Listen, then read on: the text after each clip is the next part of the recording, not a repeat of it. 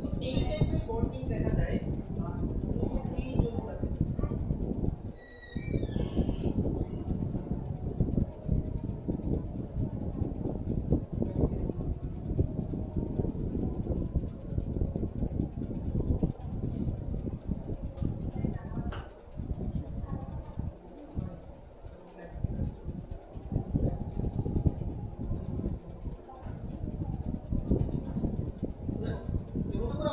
একটা যৌগ আছে B2H6 B2H6 তো এই B2H6 কে H6 কে আমরা বলে থাকি হচ্ছে ডাইবোরেট, এটা বলে ডাইবোরেট।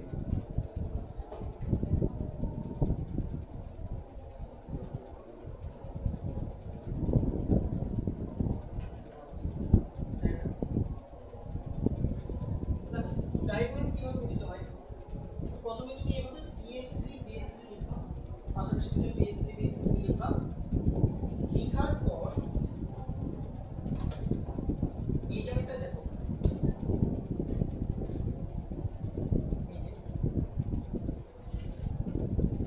এইখানে যে বোরনটা আছে আর এইখানে যে হাইড্রোজেনটা আছে, এদের দুইজনের মাঝে কিন্তু এই মুহূর্তে কোনো বন্ধন নাই, আছে? এই মুহূর্তে এদের দুজনের মাঝে কোনো বন্ধন নাই, কোনো বন্ধন নাই, আচ্ছা। এখন এই বোরন আর এই হাইড্রোজেনের মাঝে একটা বন্ধন আছে, আমরা দেখতে পাচ্ছি এই বোরন আর এই হাইড্রোজেনের মাঝে একটা বন্ধন আছে, এবং এই বন্ধনে কয়টা ইলেকট্রন আছে?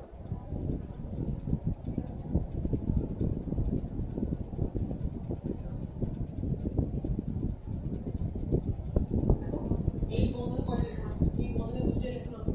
ওকে, এখন যেটা হবে দেখো, এটা টোটাল তিনটা পরমাণু, একটা হলো এই বোরন, একটা হলো এই হাইড্রোজেন, আর আরেকটা হলো এই বোরন, ঠিক আছে? মোট তিনটা পরমাণু, বোরন, হাইড্রোজেন, আবার হচ্ছে বোরন হাইড্রোজেন আবার বোরন, ঠিক আছে? তিনটা পরমাণু। এখন যেটা হবে, এই বোরন আর হাইড্রোজেনের মাঝে যে দুইটা ইলেকট্রন আছে, এই দুইটা ইলেকট্রন এখন এই বোরন, এই হাইড্রোজেন, এই বোরন, ওকে, এই তিনটা পরমাণুর মাঝে ডিস্ট্রিবিউট হয়ে যাবে। কি হয়ে যাবে? ডিস্ট্রিবিউট হয়ে যাবে। মানে দেখো, এখানে ইলেকট্রন আছে দুইটা, কিন্তু পরমাণু এখানে তিনটা নিব, আমরা এই বোরনটা নিব, এই হাইড্রোজেনটা নিব, আর এই বোরনটা নিব। এই দুইটা ইলেকট্রন এখন এই তিনটা পরমাণুর মধ্যে কি হয়ে গেল? ডিস্ট্রিবিউট হয়ে গেল, ঠিক আছে? ডিস্ট্রিবিউট হয়ে গেল, ওকে। এই জন্য এটাকে আমরা বলতে পারি ফ্রি সেন্টার।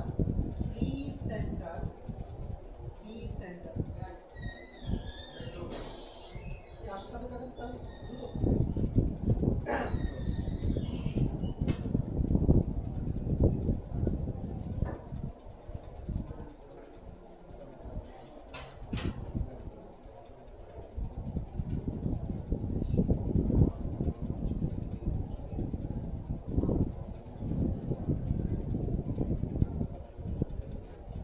আমি কি বললাম আবার শুনুন মনোযোগী। আমি বললাম যে এই বোরন পরমাণু আর এই হাইড্রোজেন পরমাণুর মাঝে কিন্তু সরাসরি কোনো বন্ধন নাই, এই মুহূর্তে নাই। কিন্তু এই বোরন পরমাণু আর এই হাইড্রোজেন পরমাণুর মাঝে একটা বন্ধন আছে, এবং ওই বন্ধনে কয়টা ইলেকট্রন আছে? এই বন্ধনে কয়টা ইলেকট্রন আছে? দুইটা ইলেকট্রন আছে। এখন যেটা হবে, এই দুইটা ইলেকট্রন এই বোরন পরমাণু, এই হাইড্রোজেন পরমাণু আর এই বোরন পরমাণুর মাঝে ডিস্ট্রিবিউট হয়ে যাবে। মানে দুইটা ইলেকট্রন তিনটা পরমাণুর মধ্যে ডিস্ট্রিবিউট হয়ে যাবে। এই দুইটা ইলেকট্রন যদি একটু তিনটা পরমাণুর মাঝে ডিস্ট্রিবিউট হয়ে যায়, তখন কি হবে? তখন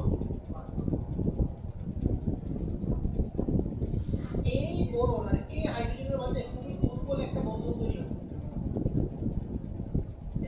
এটাকে ডট দিয়ে দেখাই, ঠিক আছে? ডট দিয়ে তাহলে দেখো, এই বোরন এই হাইড্রোজেনের মাঝে কোনো বন্ধন ছিল না, কিন্তু এই বোরন এই হাইড্রোজেনের মাঝে একটা বন্ধন ছিল, এবং সেই বন্ধন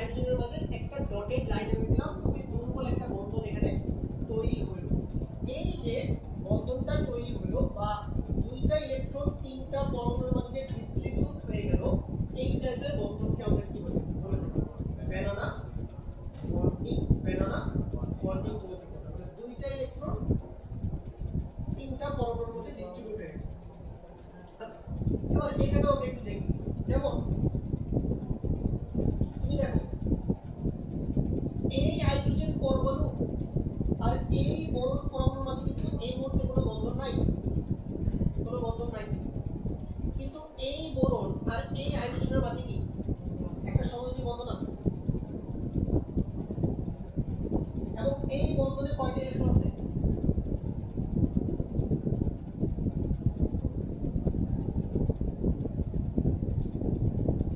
এই বন্ধনে দুইটা ইলেকট্রন আছে। এখন যেটা হবে, এই দুইটা ইলেকট্রন এই হাইড্রোজেন পরমাণু, এই বোরন পরমাণু আর এই হাইড্রোজেন পরমাণুর মধ্যে কি হয়ে যাবে? ডিস্ট্রিবিউট হয়ে যাবে। তাহলে এখানে আমি ডটেড লাইন দিতে পারি না? দেখো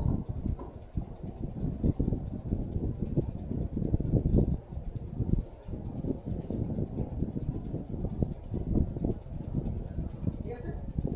তাহলে এইখানে আমি যেটা করতে পারি, দেখো এই জায়গাটায় এই অংশটা চিন্তা করতে পারি আলাদাভাবে, আর আমরা এই অংশটা চিন্তা করতে পারি আলাদাভাবে।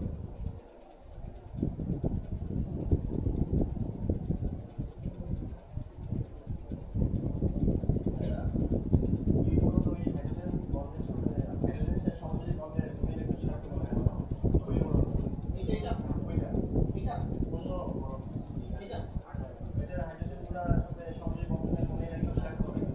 শেয়ার তো করছি, সমুদ্রের কোনো কি একটু শেয়ার করছি। জিনিস হচ্ছে এইভাবে জিনিসটা গঠিত হয়, বিএইচপি।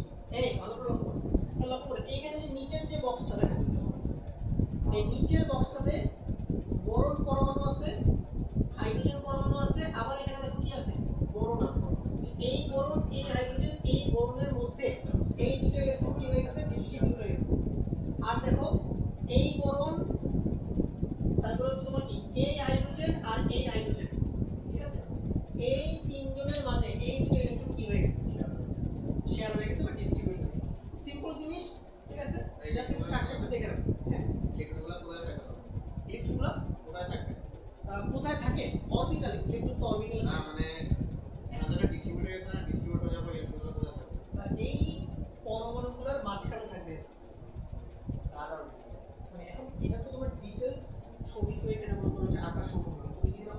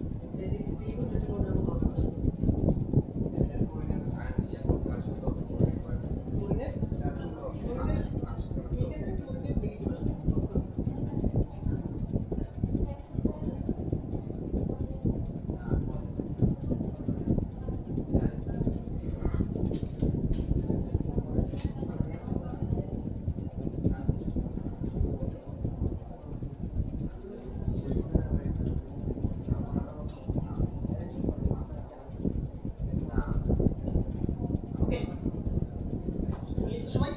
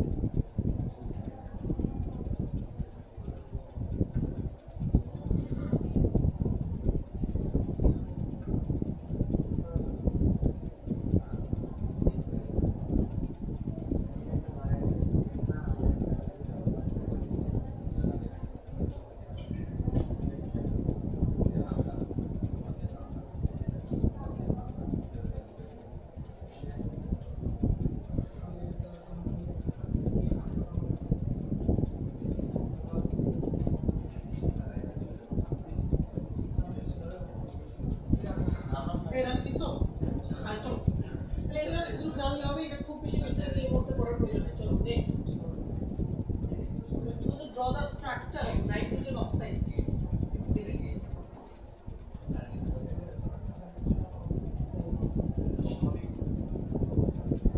দেখো আমরা জানি নাইট্রোজেনের অনেকগুলো অক্সাইড আছে, যেমন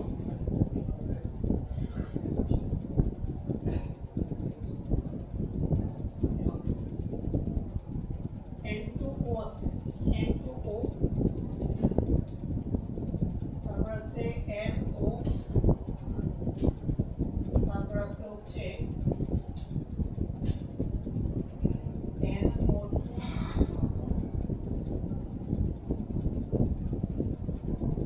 N2O3, N2O4,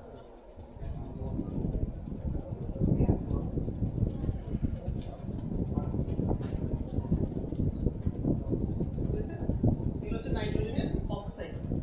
সেগুলো স্ট্রাকচারগুলো আমাদের একটু শিখতে হবে, স্ট্রাকচারগুলো ইম্পর্টেন্ট।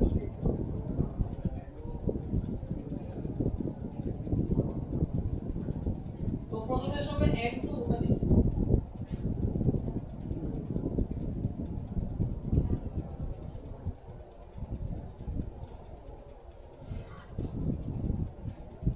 এখানে হবে নাইট্রোজেন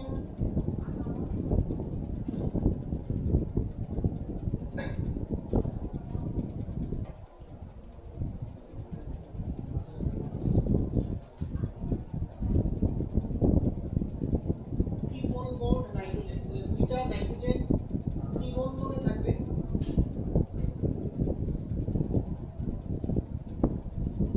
আর দেখো যখনই নাইট্রোজেন ত্রিবন্ধনে থাকে বা নাইট্রোজেন যখনই তিন হাতে থাকে, নাইট্রোজেনের অলওয়েজ একটা মুক্ত ইলেকট্রন থাকে,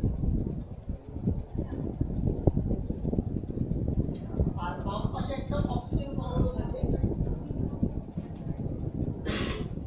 এই নাইট্রোজেন থেকে অক্সিজেনের দিকে একটা অ্যারো চিহ্ন হবে,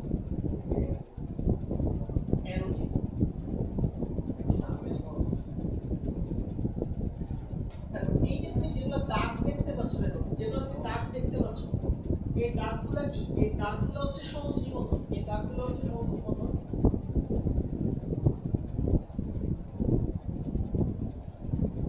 সমযোজী।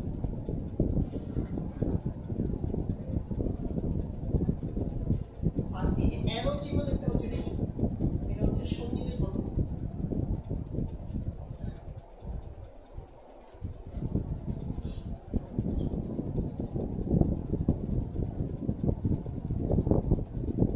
এটা হচ্ছে আমাদের N2OH structure.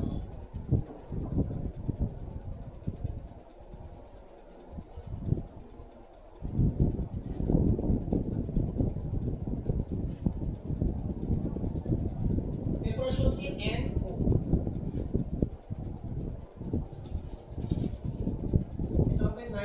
Double bond oxygen.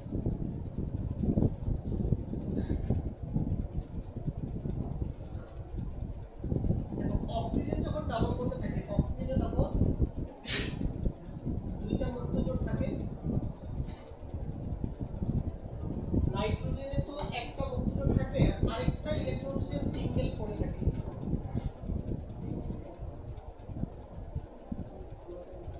এটা হচ্ছে NO।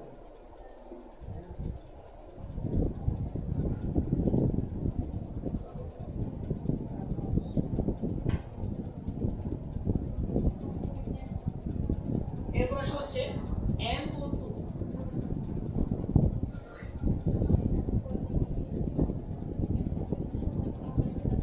এটা হবে নাইট্রোজেন ডাবল বন্ড অক্সিজেন আর নাইট্রোজেন থেকে অক্সিজেনের দিকে একটা হ্যালোজেন।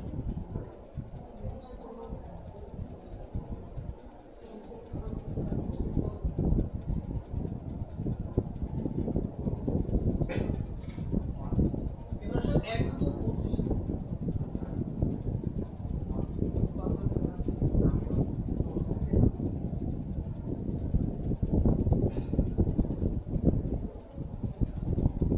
এটার স্ট্রাকচার কেমন?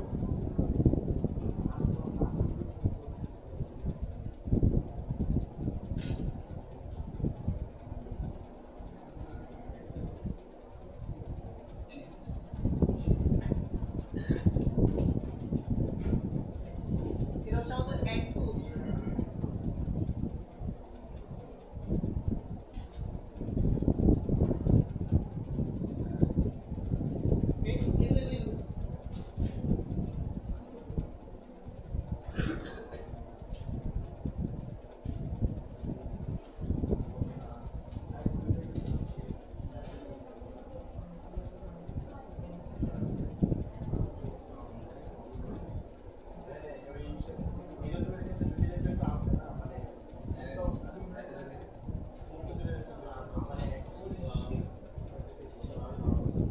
সন্নিবেশ বস্তু মানে বেসিক্যালি এখানে দুইটা ইলেকট্রন আছে।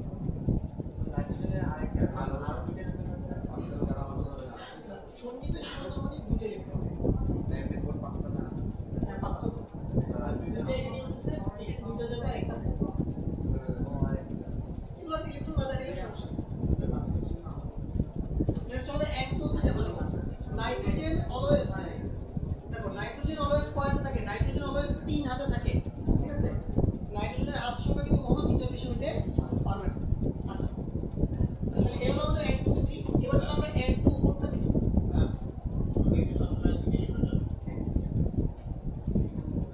আমরা সব N2O4।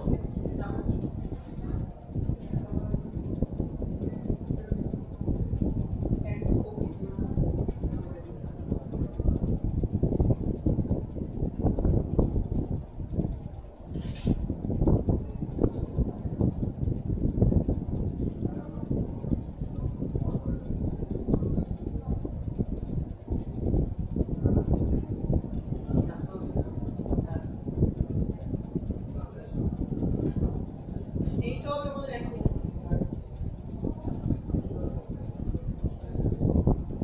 এটা সব N2O5।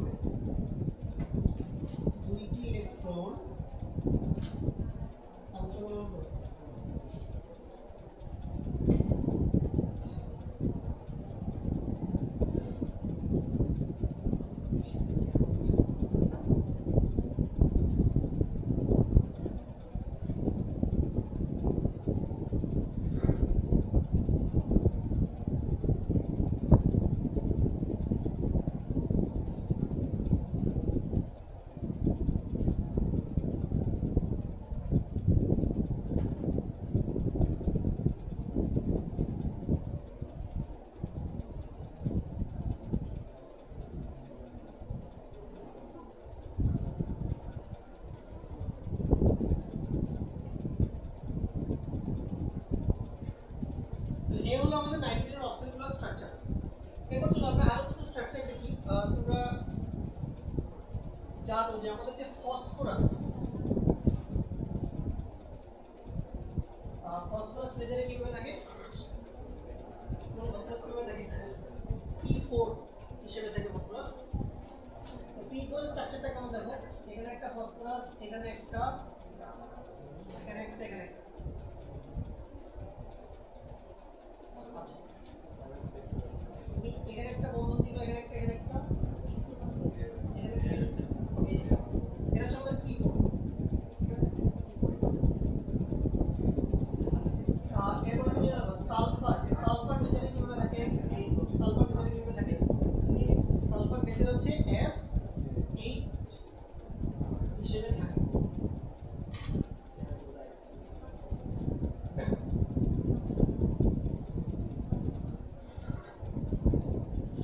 এটাকে তুমি কিভাবে একটা করে দেখো, এভাবে আঁকা যায়।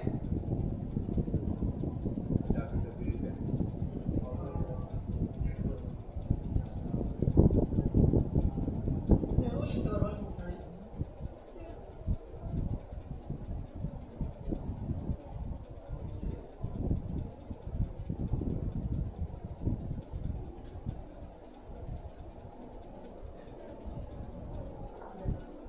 এটা সিঙ্গেল বন্ড দিয়ে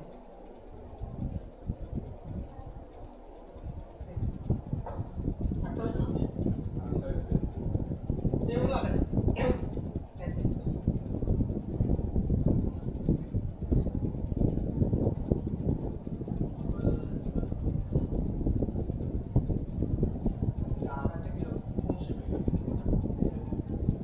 জেনারেলি তুমি যেটা বলছো ঠিক আছে, এভাবেও জাস্ট এভাবেও লেখা যায়, ঠিক আছে, এভাবেও লেখা যায়। এটা জিনিসটা বলতে পারো, না এটা সরল হয় না, এবার না অষ্টতলীয় গঠন এগুলা হচ্ছে যে এখানে আঁকা যাবে না। অষ্টতলীয় গঠন হচ্ছে বেসিক্যালি একটা পরমাণুর মধ্যে যদি 6টা অ্যাটম থাকে তখন অষ্টতলীয় গঠন। P4 হচ্ছে অ্যাসিড হচ্ছে। আচ্ছা,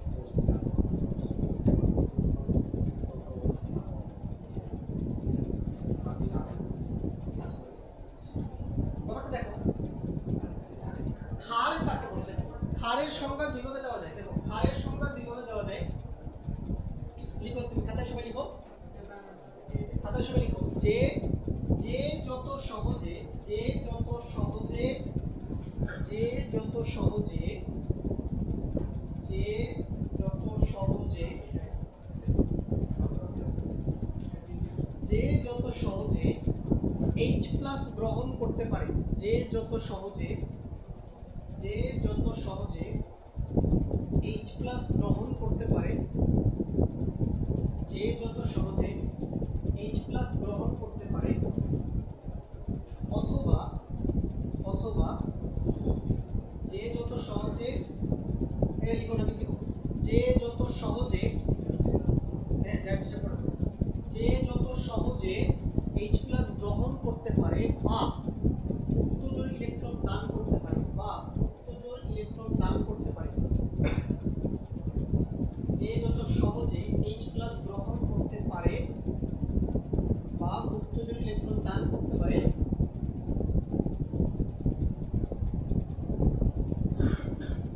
সে কত শক্তিশালী ক্ষার সে কত শক্তিশালী ক্ষার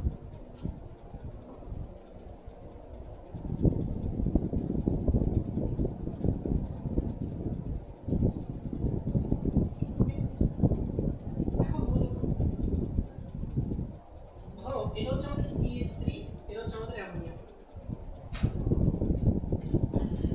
নাইট্রোজেন এবং ফসফরাস দুইজন একই গ্রুপের বলো না ঠিক আছে গ্রুপ 15 15 নম্বর গ্রুপে বলবে এবং দেখো নাইট্রোজেন অলওয়েজ কয় হাতে যৌগ গঠন করে নাইট্রোজেন অলওয়েজ 3 হাতে যৌগ গঠন করে এবং নাইট্রোজেনের সর্বদা একটা মুক্ত জোড় ইলেকট্রন থাকে ফসফরাসও 3 হাতে যৌগ গঠন করতে পারে যদিও ফসফরাস 5 হাতে যৌগ গঠন করতে পারে বাট এখানে ফসফরাস 3 হাতে যৌগ গঠন করছে এবং ফসফরাসে কি আছে একটা মুক্ত জোড় ইলেকট্রন আছে লক্ষ্য করো নাইট্রোজেন এবং ফসফরাস দুইটার মধ্যেই কি মুক্ত জোড় ইলেকট্রন আছে কি নাই আছে আছে এখন আমাদের যে H প্লাস আছে H প্লাস এর অপর নাম কি H প্লাস এর অপর নাম হচ্ছে প্রোটন H প্লাস কে প্রোটন নামেও ডাকা হয় ঠিক আছে আচ্ছা এখন দেখো যখন কোনো একটা H প্লাস অ্যামোনিয়াকে অ্যাপ্রোচ করবে বা PH3 কে অ্যাপ্রোচ করবে তো স্বাভাবিকভাবেই এই H প্লাস আয়নগুলা নাইট্রোজেনের মুক্ত জোড় ইলেকট্রন অথবা ফসফরাসের মুক্ত জোড় ইলেকট্রন দিয়ে আকৃষ্ট হবে এটা কি স্বাভাবিক কারণ হাইড্রোজেন প্লাস H প্লাস এর কাছে কোনো ইলেকট্রন নাই তাহলে যেই জায়গায় ইলেকট্রন আছে ওই জায়গায় গিয়ে H প্লাস কি অ্যাটাক করবে বা আক্রমণ করবে ওকে এখন প্রশ্নটা এটা দাঁড়াইলো যে H প্লাস কোথায় গিয়ে সহজে আক্রমণ করতে পারবে যেই জায়গায় ইলেকট্রন ঘনত্ব বেশি যে জায়গায় ইলেকট্রন ঘনত্ব বেশি তাহলে এখন আমাদের এটা চেক করে দেখতে হবে যে নাইট্রোজেনে ইলেকট্রন ঘনত্ব বেশি নাকি ফসফরাসে ইলেকট্রন ঘনত্ব বেশি আচ্ছা এখন ব্যাপারটা বুঝো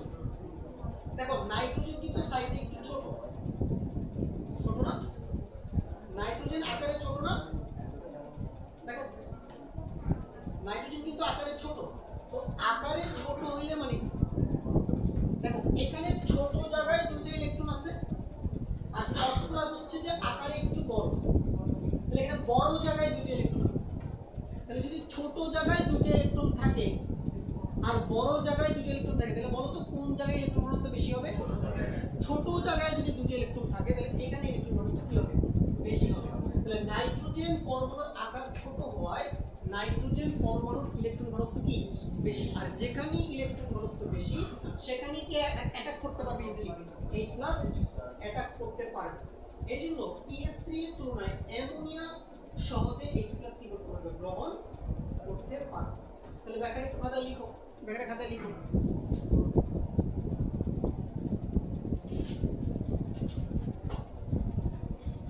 লিখো যে নাইট্রোজেন পরমাণুর আকার নাইট্রোজেন পরমাণুর আকার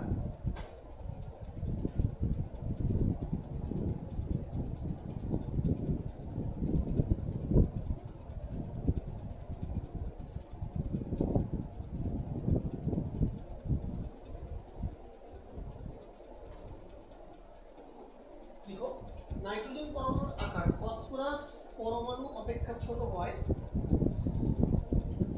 নাইট্রোজেন পরমাণুর আকার ফসফরাস পরমাণু অপেক্ষা ছোট হয় নাইট্রোজেন পরমাণুর আকার পরমাণু অপেক্ষা ছোট হয় নাইট্রোজেন পরমাণুতে ইলেকট্রন ঘনত্ব ফসফরাস পরমাণু অপেক্ষা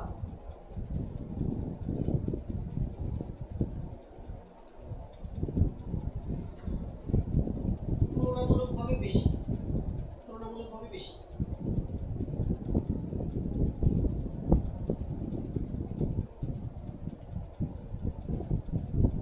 ফলে অ্যামোনিয়া অণুতে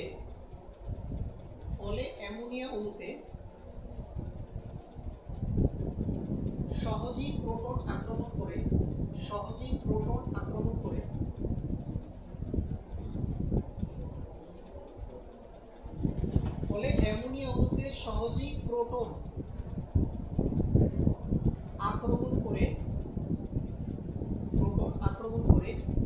NH4+ আয়ন গঠন করতে পারে।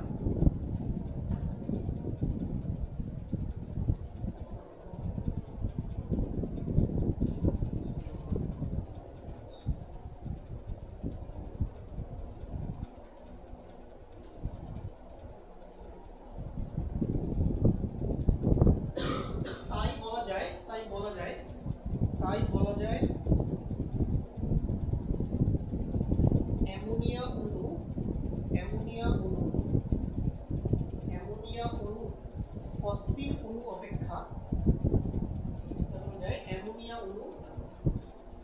ফসফিন অণু অপেক্ষা অধিক খাদ্য।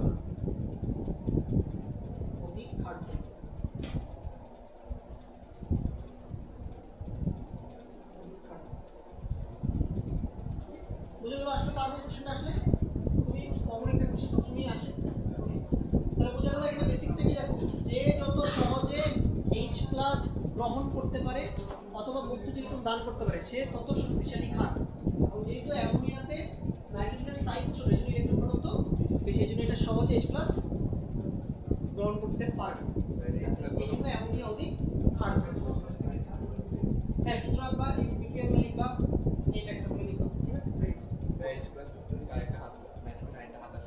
না, এগুলো আসবে তো না, তখন 4 হাত হয়ে যাবে, নাইট্রোজেনের প্লাস চলে যাবে। ওকে, তাহলে আমাদের পি ব্লক শেষ, কিন্তু আমাদের P block complete, P block শেষ। ওকে, নেক্সট ক্লাসে আমরা শুরু করব হচ্ছে রাসায়নিক বদল।